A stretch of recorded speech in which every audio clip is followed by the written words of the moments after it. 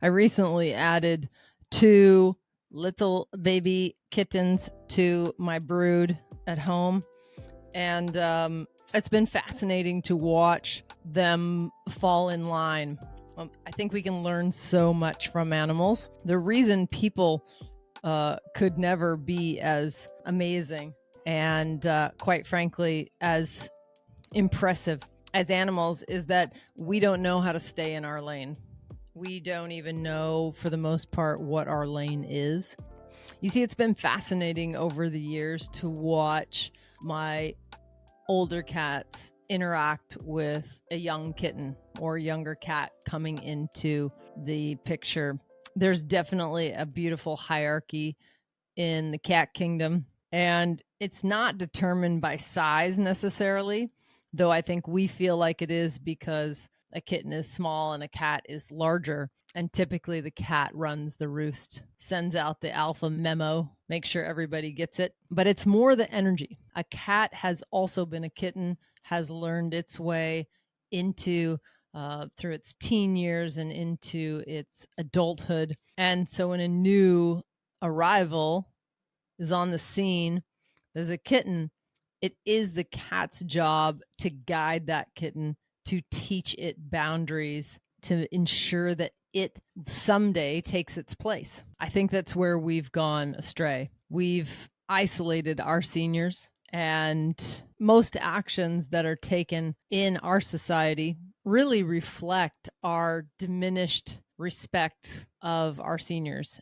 And unfortunately, it leads to a lot of misfortune and craziness, actually. Imagine like kittens just raising themselves. I think their rate to adulthood would be quite diminished, as well as their ability to behave in a manner that allows them to live a long life. And watching little kittens come into a scene where my older cat passed at 21 this summer. His little brother that he guided to his adulthood is 8 years his junior. So he's 13 and a half now.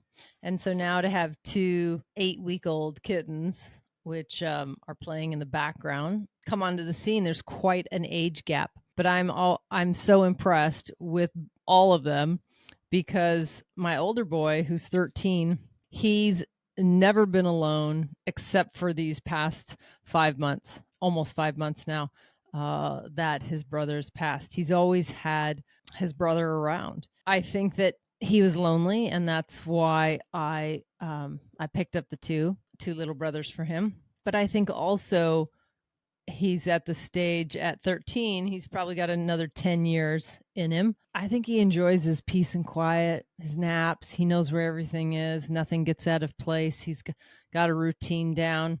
We've lived in the same house for nearly 9 years. And so most of his life, certainly his recent, 3/4 of his life, has been in the same place. He's pretty much, he's pretty certain of the terrain of where we reside. And to have these 2 little guys come in, they came from a household where there were, 6 grown cats along with their siblings, their litter mates. They just have no fear about other cats. They just recognize, like, yeah, another cat, and they just go whizzing by. Well, Robert, my oldest, he had his day of hissing. We're only like literally, as I'm filming, we're less than a week in. We're like 5 days in. He's already like curious what they're doing. He's right up. They're right up on each other. They haven't quite sniffed each other yet, but he's been in their space, and then they've been out in the entire home, running around at a couple times a day.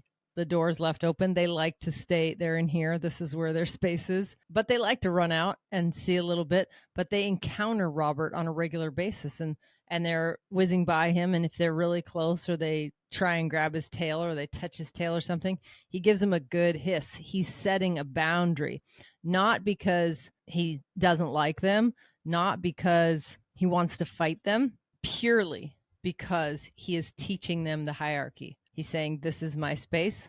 I am the king. You will abide by my rules. I will teach you everything I know. And one day you too will be the king. He's literally sitting right over here watching them.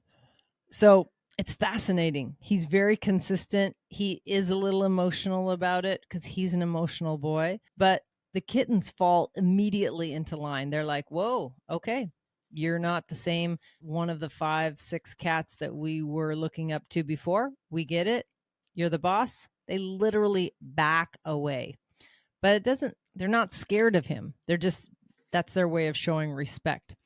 And I think in our world, we show such disrespect in general to our seniors. I've said this before. 2 of my closest friends are 74 and 90. They are the 2 people I see the most. I see them on a daily basis. I check in with them every single day. Our conversations are quite different than they are from someone my own age or younger. And I think there's just so much to gain from not only respecting your elders, but spending quality time with them, seeing what's going on for them, how their life is unfolding. And it doesn't always have to be in conversation. Sometimes it's just in proximity. But to see how someone who lives on their own manages and how we can contribute to the betterment of their existence. Now, for many of you, it may be that you do that with your own seniors in your family, whether that be an aging parent or whether that be your grandparents. Maybe it's an aunt or an uncle or a neighbor that you had. And that's a great place to start.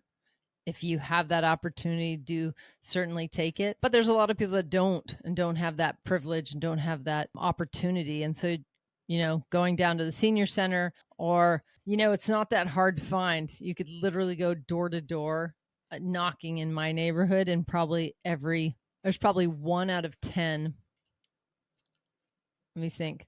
I live in a neighborhood that has about 7,500 houses, and about a third of those are occupied by homeowners.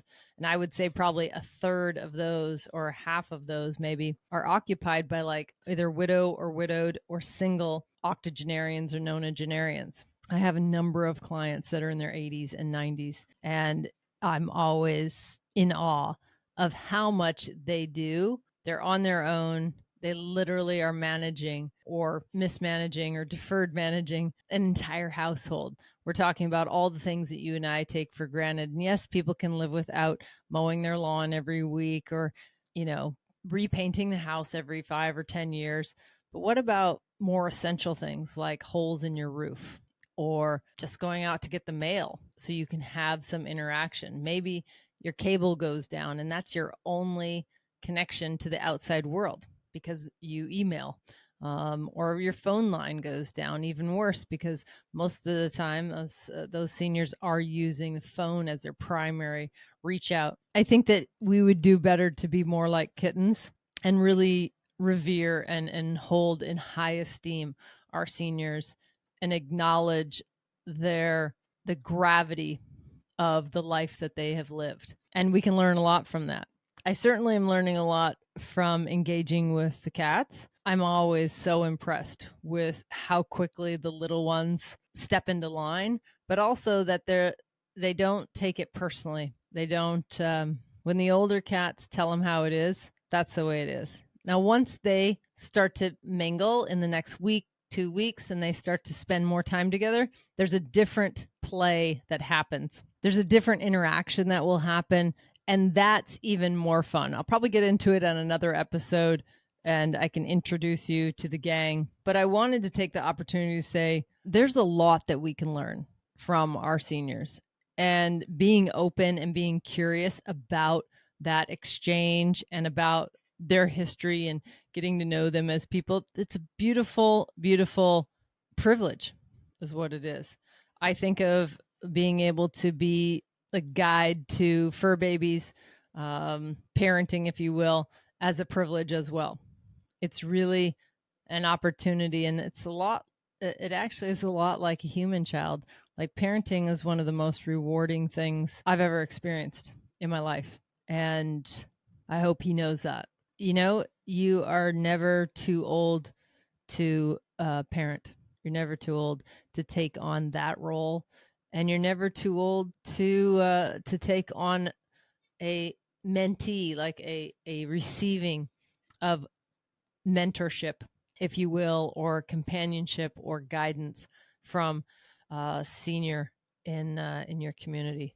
So I hope that the conversation shines light on an opportunity that either you're taking advantage of, and I hope you continue to, or one that you certainly could take advantage of, and I hope that you do, because there's a lot of divisiveness in not just our political environment, but our entire social structure in North America, primarily in the United States. And in order for that to change, an entire dismantling of the discorded family unit, community unit, if you will, that needs to happen. The dismantling needs to happen before we can build something back up that works. We can take from other cultures and borrow, if you will, from other cultures the best of both the nuclear family and the community at large.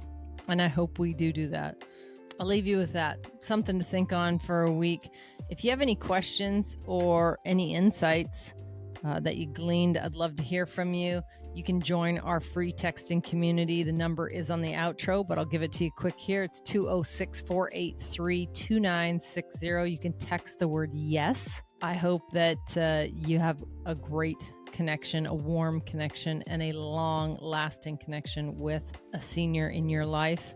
And if you ever get the chance to have kittens for your older cat, I highly recommend. Until next week, keep kicking, stay strong, be awesome.